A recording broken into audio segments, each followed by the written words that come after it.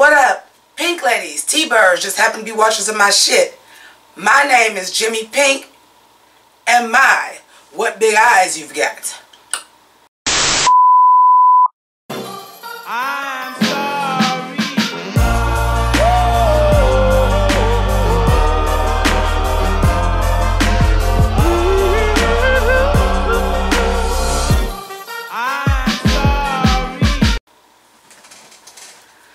So, thank you so much for watching today and joining me. Today, by the time you guys will see this, is day 15 of the Hunt for Pynk October. What that is I do a video every day in October wearing pink to raise awareness as well as money for breast cancer. Now, as far as the Hunt for Pynk October, I set a very modest goal because this is the first year that I had a direct link to donate directly to the Susan G. Komen for the cure of Northeast Ohio, which is my neck of the woods. I am thrilled to say that we have reached the goal. However, we're still collecting money. I thought I told you that we won't stop. 200 is great, 300 is better, so if you have it, $1 or $2, every little bit helps. That link is down below. Now on to what we're here for, which is the Deuce. This is season 2, episode 6.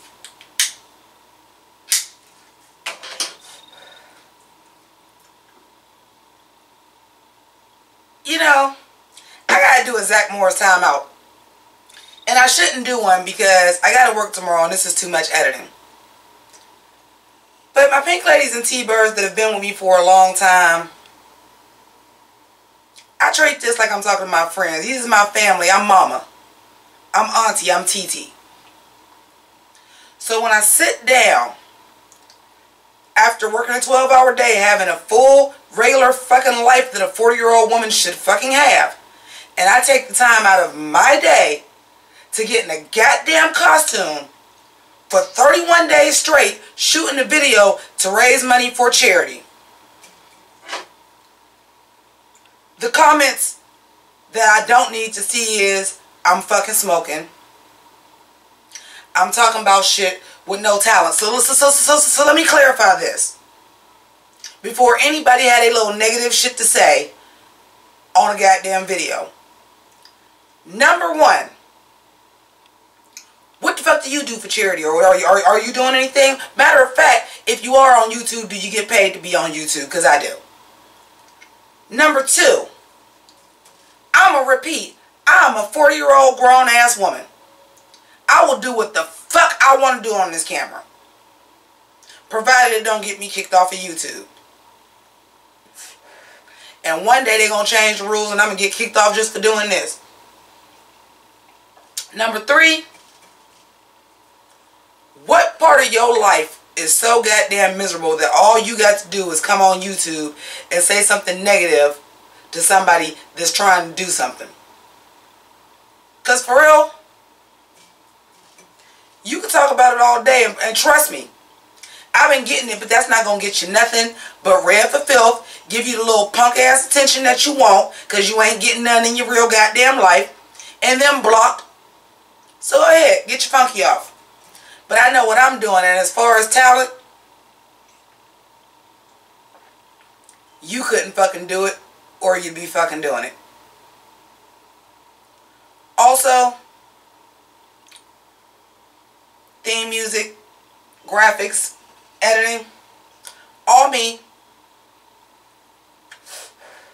No motherfucking help. So if you decide to come across this video and come for a bitch, come correct. And then I'm coming for your neck. Zach Morris time in. Sorry I had to get into that negativeness. But we had a pretty good episode today. It was still doing the jumping around. But we weren't jumping around as much. First thing is this. We get this first scene with this prima donna ass porn actor Lance. Whoever the fuck he is. Lance don't give a fuck. Get the fuck out. And I'm glad. But give me my motherfucking props. Oh yeah, that's a talent in itself too. Because I can watch a goddamn TV show and tell you what's about to happen. Because did I not tell you that Larry Brown was going to be the big bad wolf? Now, what I should have predicted that some kind of way Candy was going to be the grandmother, because that's part of the Little Red Riding Hood story. How I didn't see that coming, I don't know. I was cracking up when they had cast Frankie's wife. This entitled bitch. I don't like her neither. I don't like the twins' girlfriends at all. And don't think because Abby gave some money to this goddamn character that we seen and met today to get the fuck out of town that I like her anymore. I don't. I would like for her to take that goddamn $2,000 and left herself. We don't need you on the show. Please kick rocks. Vince, you too, sucker for love ass nigga. I'm gonna make this quick. I do have notes. For those of y'all that are new to the channel, I do stream of consciousness. So I'm going to be all over the fucking place. Especially because I got to get this edited and out and go to sleep and wake up at 4:30 in the morning and go to work for 12 hours. You couldn't do it. Salty ass, raggedy ass commenters. Anyway. And my cigarette tastes delicious. Anyway, Bobby. So Bobby's down there handling the stuff for the fines and everything. They got to get the parlor cleaned back up, reopen, fines paid, get shit back in order. The sister-in-law, the twin sister that Bobby is married to, calls that oldest son and got in a fight again. So Bobby's cure-all as a fucking punishment is, you know what? I'm going to put you to work at a nightclub where people be fucking drinking and taking drugs. And then I was like, come on, Vince. And then Vince checked him. Yeah, alright. And I sent him home before we was even open too, because he's a 17-year-old kid. He ain't got no business being here. I'm like, thank you, because I smooth put that in my notes. So then he's like, well, then you're going to come to work with me. So now it's punishment for a 17-year-old to work in a rubbing tub. Real fucking punishment. Real fucking punishment. And then you leave, you ain't even there. And Bernice, who we assumed moved up, and now we know that is the case. She basically runs the place. And that whole household over there is just racist as fuck, huh?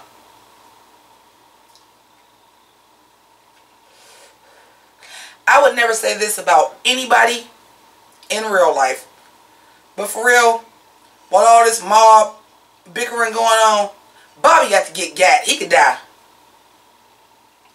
He can die. I've had it with him too. Get him. Get Abby. Frankie, I'm kind of feeling this episode. See, here's the thing.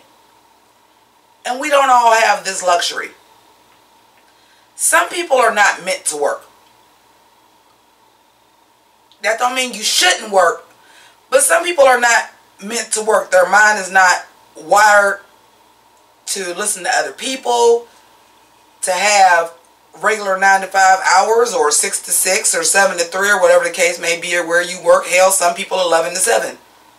Some people work midnight.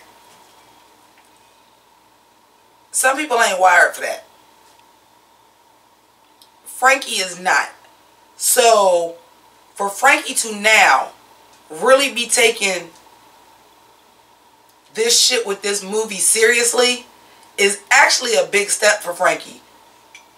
Yeah, you gave your wife that part, but you seen your wife was trash and you got rid of your wife, as hard as that was. Candy said we need $20,000 more. You went and tried to hit a lick to get that $20,000 with Big Mike and Black Frankie and fuck up Carlos that we just heard of last week. That fucked shit up, and he fucked shit up again too, because we got a whole shipment of 2 left goddamn feet. He's serious. He see this as a way out, like this is something I can do. So when he goes to try to borrow the $20,000 from the guys at the bar, and fucking Vince start putting him down, like, don't get me wrong, he's the fuck up. I get that, and you like, yes, you can go ahead and put that money right back in the trap. But at the same time too, you people with Candy.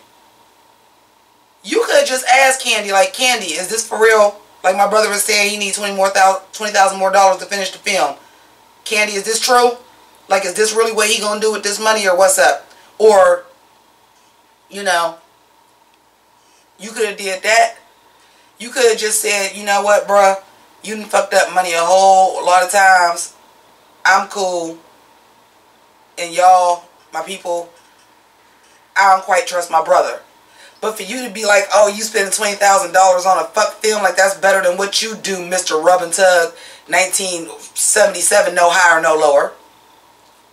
Got motherfuckers dealing drugs and shit all in your bars, and you associate with the motherfuckers that do them porn movies. That bitch Abby rubbing off on you. Now you looking your nose down at everybody too. With your raggedy simping ass. I forgot. Shout out to the person that left the comment that said Vince is simping ass, because I ain't heard simping in a long time. But if the shoe fits, make sure it ain't two left shoes. Anyway, so I want to talk about these crooked ass cops who they was shooting without no permit, and all they wanted to do was watch the goddamn film. Nasty ass cops. So going back to Abby ass, who I don't even like, but we'll talk about this part, because it was clear to me that Dorothy joined this outreach to help girls. But here's where it is. These two lily white upper crust people want to do it the political way, and Dorothy, formerly Ashley, is like, y'all want to negotiate with the pimps and shit.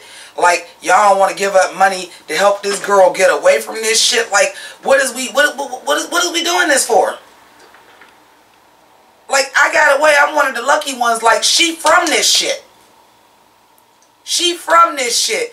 And y'all want to listen to her. Y'all want to go about it the way that y'all know is right. Which, to be perfectly honest, that shit do got to go both ways. It's got to be a little bit of both for y'all to accomplish anything. But that negotiating with the pimps and shit, and y'all drawing up contracts and shit, and Dorothy is like, these niggas is pimps. Come on. I did like Frankie's wife's lingerie. I was feeling all the goddamn costumes for the porn shoot. I was just like, you know, little tidbit about myself. I enjoy lingerie. I really do. I enjoy it, and if you watch some of my early YouTube videos, it's some goddamn videos that I just had that shit on just because that's literally what I had on in my house. I enjoy it. So I seen some cute shit tonight. They was laying Lori the fuck out. I liked Frankie's wife's outfit. I even liked Candy's little red number with the first stall, even though I was like, you kind of giving me Mrs. Claus, but it's cool, I get it, because you are older and you probably should have played the grandmother anyway. I was cracking up because when it was Frankie's wife and she was like, I don't want to be a grandma, I could be like a hot aunt or something like this. She's hot as fuck. When Frankie was trying to explain it to Candy, but when Candy was gonna play it, she was like, oh, it's Aunt Sue now and she's hot as balls, and quoted Frankie. I'm like, that was funny. That was real cute.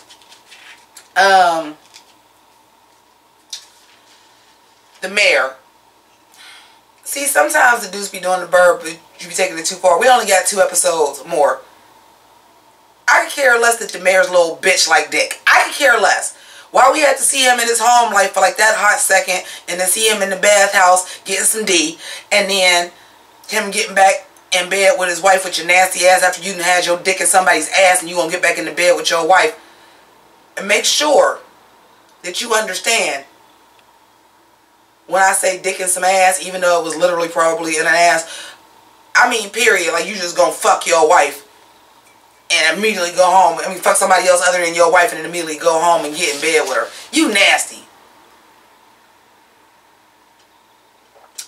Notice I said wife. If this got a ring on it, shame on you. We got a little bit of CC and Gap Tooth Melissa. CC is like, yeah, sit down for breakfast. I guess she found out that Larry Brown, he was going to fuck Larry Brown. And then he kind of made like he wasn't going to be phased. Because she didn't tell him. That grip is gone, and we seen from the preview coming up next week that he was like, what is the pimp even for? Nothing. You should have did what Larry Brown did, which I predicted you was going to do. But hey, you didn't. Larry Brown ass is just a goddamn natural, ain't he? Love me some damn Larry Brown. But Larry Brown and Darlene, I want to talk about this real quick. Because in this weird way, once they got together, I mean, they was both doing movies. I always felt like Larry Brown had a real soft spot for Darlene, and he treated her a little bit better than everybody else. And I just attributed that to being the bottom bitch. But he clearly knows that she's in school. He comes to her like, you know I can't read good, run these lines for me. And she like, no, I got my own stuff to do, and like turned her back on him. Here's where the turn is. Any other pimp would have grabbed her by her hair, slapped her across the face, said, clean yourself up, and then come back in here and run these lines with me. Fuck what you doing. Would have tore books up, all kind of shit. He like, no, this is serious. I'll pay you. The pimp is paying his hoe.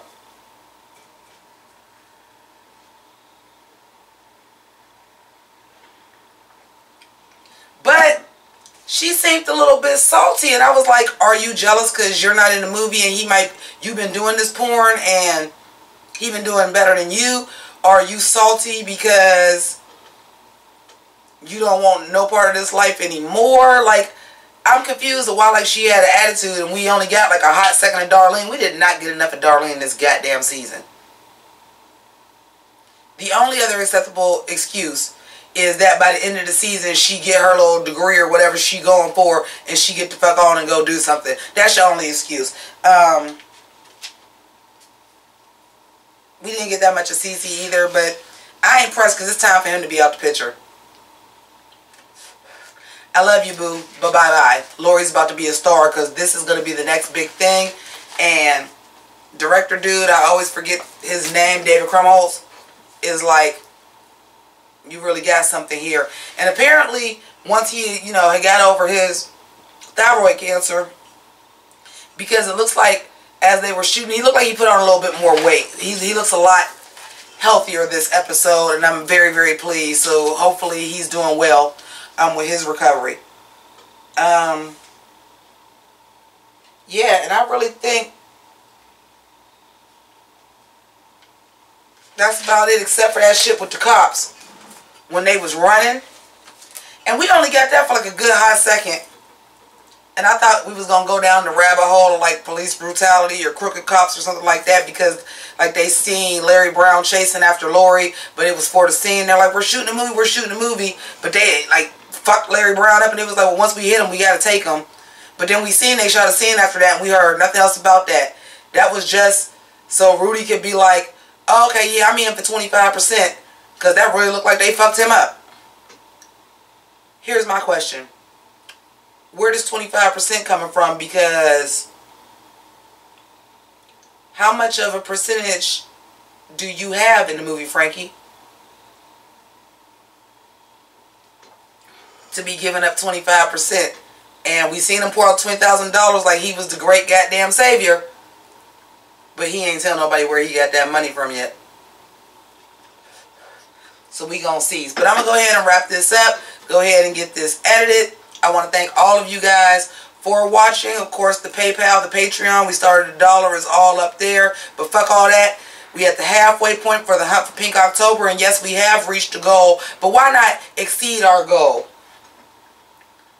Why would you ever just want to reach your goal? You always want to exceed it, right? So we are still taking donations for the Hunt for Pink October. That is down below in the link, and while you're down there, subscribe, like, hit that notification bell so you know when the rest of my reviews are coming up. I know a lot of y'all are looking for Charmed. That'll be tomorrow's. They came on at the same time. I had to pick my poison. We only got 2 episodes of the Deuce left. Charmed is a watch or not. Might not even be doing that shit beyond, so that had to take a back seat. We got lots of other videos coming up this month, so please subscribe. Please hit the notification bell because we have lots of other shit happening. We still got 2 whole fucking weeks more of videos for you. And then Riverdale will still be the day after that. So 15 that I know of. off rip. So thank you so much for watching, and keep it greasy. Deuces.